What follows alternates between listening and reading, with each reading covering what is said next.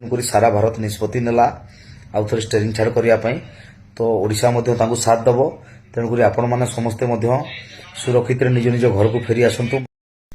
ନମସ୍କାର, ଜୟ ଜଗନ୍ନାଥ। ଓଡ଼ିଶା ଡ୍ରାଇଭର ମହାସଂଘର ସମସ୍ତ ଡ୍ରାଇଭର ଭାଇମାନଙ୍କୁ ପ୍ରଶାନ୍ତ ମଣ୍ଡଳୀ, ଅଜୁ ଭାଇମାନେ, ଆପଣମାନେ ସମସ୍ତେ ଜାଣିଥିବେ ଯେ ଗତ କିଛି ଦିନ ହେବ ସାରା ଭାରତରେ ପ୍ରତ୍ୟେକ ଜାଗାରେ କୋଉଠି ନା କୋଉଠି ଆନ୍ଦୋଳନ ଜାରି ରହିଥିଲା ଡ୍ରାଇଭର ଭାଇମାନଙ୍କର କଳା କାନୁନକୁ ବିରୋଧ କରିକି।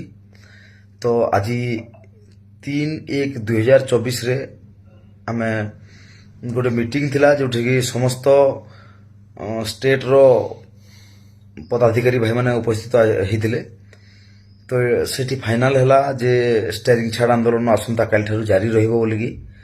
ତେଣୁକରି ଓଡ଼ିଶା ଡ୍ରାଇଭର ମହାସଂଘର ସମସ୍ତ ଭାଇମାନଙ୍କୁ ଏହା କହିବି ଯେ ଯେତେବେଳେ ସାରା ଭାରତର 27ଟି ରାଜ୍ୟ ଗୋଟେ ଏକମତ ଅଛନ୍ତି ଓଡ଼ିଶା ଡ୍ରାଇଭର ମହାସଂଘ ନିଶ୍ଚିତ ଭାବରେ ତାଙ୍କ ସାଥ ଦେଇଛି। ତ 28 ରାଜ୍ୟରେ ଆସନ୍ତାକାଲିଠାରୁ ଷ୍ଟେରିଂ ଛାଡ଼ ଆନ୍ଦୋଳନ କରାଯାଉଛି। ତ ଆମେ ମଧ୍ୟ ଓଡ଼ିଶା ଡ୍ରାଇଭର ମହାସଂଘ ତରଫରୁ ଓଡ଼ିଶାରେ ମଧ୍ୟ ଏ କଳା କାନୁନ ତ ସମସ୍ତଙ୍କ ପାଇଁ, କାରଣ ସରକାର ଯେଉଁ ଆଇନଟି କରିଛନ୍ତି ସେ ଆଇନକୁ ତ କେବେ ମଧ୍ୟ ଡ୍ରାଇଭର ଗ୍ରହଣ କରିପାରିବନି। ସେ ଆଇନ ବିରୁଦ୍ଧରେ ଏବଂ ତା ସହିତ ଆମେ ଆଜି ପର୍ଯ୍ୟନ୍ତ ସରକାରଙ୍କୁ ଗୁହାର ଲଗେଇ ଲଗେଇ ଛିଡ଼ି ଗଲେଣି। ଆମର ଇନ୍ସୁରାନ୍ସଟି ମିଳିପାରିନି। ତାକୁ ନେଇକି ଆମେ ଓଡ଼ିଶା ଡ୍ରାଇଭର ମହାସଂଘ ତରଫରୁ ମଧ୍ୟ ଆସନ୍ତାକାଲିଠାରୁ ଷ୍ଟେରିଂ ଛାଡ଼ ଆନ୍ଦୋଳନ ଆରମ୍ଭ କରାଯିବ।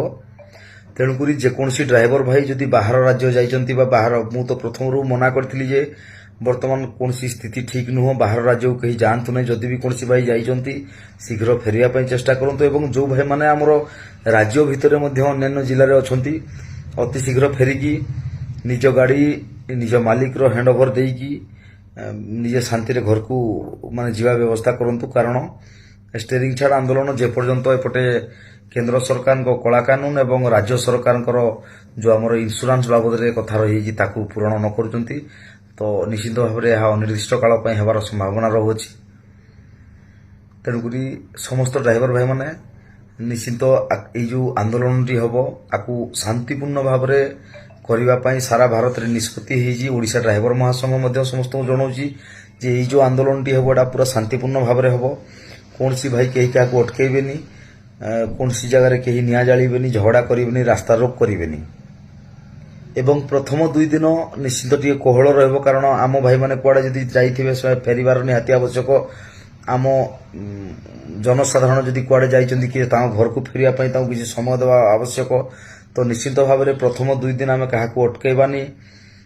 ପ୍ରତ୍ୟେକ ଡ୍ରାଇଭର ଭାଇମାନେ ନିଜର ଗାଡ଼ି ମାଲିକର ଜିମାରେ ଦେଇକି ଆମେ ନିଜ ନିଜ ଘରକୁ ଚାଲିଯିବା। କାରଣ ଆମକୁ ଯେଉଁ 10 ବର୍ଷ ଜେଲ ଆଉ 7 ଲକ୍ଷ ଟଙ୍କା ଜରିମାନା ସମ୍ଭବ ନୁହେଁ ଗୋଟେ ଡ୍ରାଇଭର ଦେବା ପାଇଁ। ସେ କାନୁନକୁ ନିଶ୍ଚୟ ବଦଳାଇବାର ଅଛି। ସେଟା ଗତକାଲି କିଛି ନ୍ୟୁଜ୍ ଆସିଥିଲା ଯେଉଁଥିରେ କି ତାହା ଯେଉଁ କାନୁନକୁ ସବୁ କିଛି କାମ ହେଇଯାଇଛି ଆଉ ଷ୍ଟ୍ରାଇକ୍ ଉଠିଗଲା ବୋଲି କହୁଥିଲେ।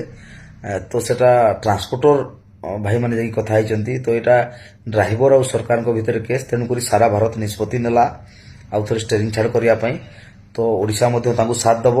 ତେଣୁକରି ଆପଣମାନେ ସମସ୍ତେ ମଧ୍ୟ ସୁରକ୍ଷିତରେ ନିଜ ନିଜ ଘରକୁ ଫେରି ଆସନ୍ତୁ। ମାଲିକ ପାଖରେ ଗାଡ଼ି ହ୍ୟାଣ୍ଡ ଓଭର କରିଦେଇ ସମସ୍ତ ଭାଇମାନେ ନିଜ ଘରେ ସୁରକ୍ଷିତରେ ରୁହନ୍ତୁ।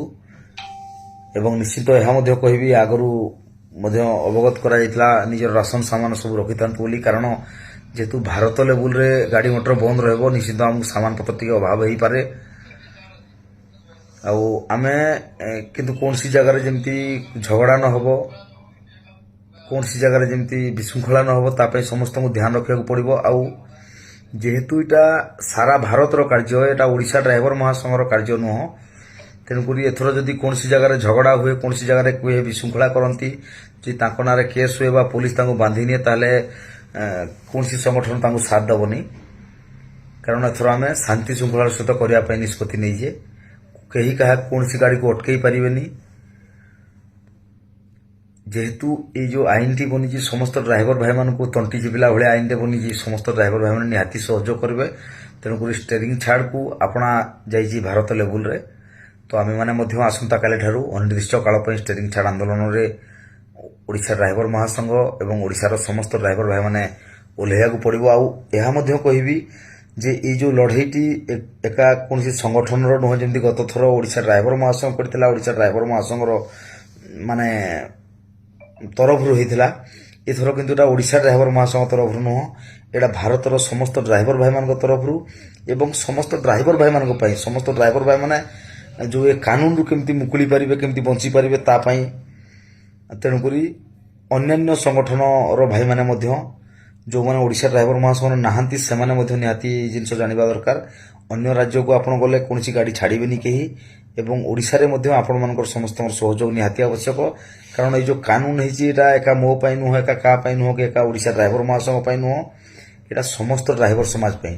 ତେଣୁକରି ସମସ୍ତ ଡ୍ରାଇଭର ଭାଇମାନେ ଆମେ ଯଦି ଏକତ୍ରିତ ହୋଇକି ଲଢ଼ିବା, ନିଶ୍ଚିତ ଭାବରେ ସରକାର ସେ କାନୁନକୁ ଫେରାଇବେ କିମ୍ବା ତାର କିଛି ବିକଳ୍ପ ଚିନ୍ତା କରିବେ। ଏବଂ ତା ସହିତ ଓଡ଼ିଶା ସରକାର ଯେଉଁ ଚେଇଁ ଚେଇଁ ଶୋଇଛନ୍ତି, ଆମର ଆଜି ପର୍ଯ୍ୟନ୍ତ କୌଣସି ଯେଉଁ ଇନ୍ସୁରାନ୍ସର ପଇସା ମିଳିପାରୁନି ଏବଂ କଥା ଦେଇ ଦେଇ ପ୍ରତିଶ୍ରୁତି ଦେଇ ଦେଇ ଚଲେଇଛନ୍ତି, ତାଙ୍କୁ ମଧ୍ୟ ଭଲ ଭାବରେ ମାନେ ଆମେ ଜଣାଇ ପାରିବା ଏ ଆନ୍ଦୋଳନ ମାଧ୍ୟମରେ। ତେଣୁକରି ସମସ୍ତ ଭାଇମାନେ ଆଗାମୀ ଦିନରେ ଶାନ୍ତି ଶୃଙ୍ଖଳାର ସହିତ ଷ୍ଟେରିଂ ଛାଡ଼ ଆନ୍ଦୋଳନ କରିବେ। ଯେକୌଣସି ଭାଇ ନିଜ ଆଡ଼ୁ କିଛି ଝଗଡ଼ା କରିବେ ବା କେଉଁଠି ଯଦି କେସ୍ରେ ଫସିଲେ, ସିଏ ଭାଇ ତାଙ୍କର ଫସିବେ। କାରଣ ଆମେ କହୁଛେ କୌଣସି ଭାଇ କୌଣସି ଝଗଡ଼ା ନ କରି, କୌଣସି ବିଶୃଙ୍ଖଳା ନ କରିକି ଗାଡ଼ି ଥୋଇ ଦେଇ ଆମେ ଆମର ଘରେ ବସିଯିବା। ପ୍ରଥମ 2 ଦିନ ପୁରା କୋହଳ, କାହାକୁ ଆମେ ଅଟକେଇ ପାରିବାନି, କୌଣସି ବସ୍ ଫସ୍ କାହାକୁ ମନା କରିପାରିବାନି, କାରଣ ଲୋକମାନେ ଜାଣିନାହାନ୍ତି, ବହୁତ ଶୀଘ୍ର ଏସବୁ ଡିସିସନ୍ ହେଇଛି। ତେଣୁକରି 2 ଦିନ ପାଇଁ ନିହାତି ସମସ୍ତଙ୍କୁ ଯିବା ଆସିବାକୁ ଦେବା। ପରବର୍ତ୍ତୀ ମୁହୂର୍ତ୍ତରେ ତୃତୀୟ ଦିନରେ ପୁଣି କ'ଣ ପରିସ୍ଥିତି ଥିବ, ନିଶ୍ଚିତ ଆମ ସାରା ଭାରତ ତରଫରୁ ଯେଉଁ ସଂଗଠନ ଅଛି, ସଂଗଠନ ଜରିଆରେ ଓଡ଼ିଶା ଡ୍ରାଇଭର ମହାସଂଘ ମାଧ୍ୟମରେ ଆପଣମାନଙ୍କୁ ଖବର ଦିଆଯିବ। ତେଣୁକରି ସମସ୍ତ ଡ୍ରାଇଭର ଭାଇମାନେ ବି ମଧ୍ୟ ଚିନ୍ତା କରନ୍ତୁ, ନିଜେ ସୁରକ୍ଷିତ ରୁହନ୍ତୁ, ନିଜ ପରିବାରକୁ ସୁରକ୍ଷିତ ରଖନ୍ତୁ ଏବଂ ଅନ୍ୟାନ୍ୟ ସମସ୍ତଙ୍କୁ ମଧ୍ୟ ସଚେତନ କରି ରଖନ୍ତୁ। ଜୟ ଜଗନ୍ନାଥ।